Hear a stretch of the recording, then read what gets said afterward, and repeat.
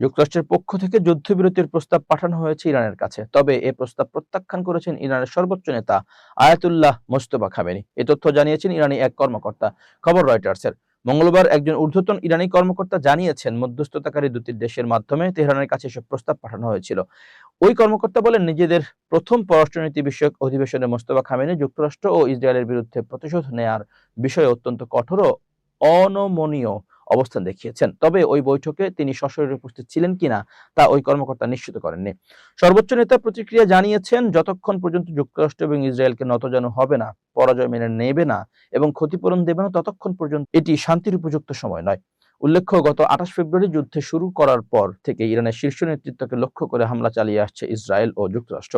এসব হামলায় দেশটির 86 বছর বয়সী সর্বোচ্চ নেতা আয়াতুল্লাহ আলী খামেনি সহ বেশ কয়েকজন জ্যেষ্ঠ সামরিক কমান্ডার নিহত হয়েছেন।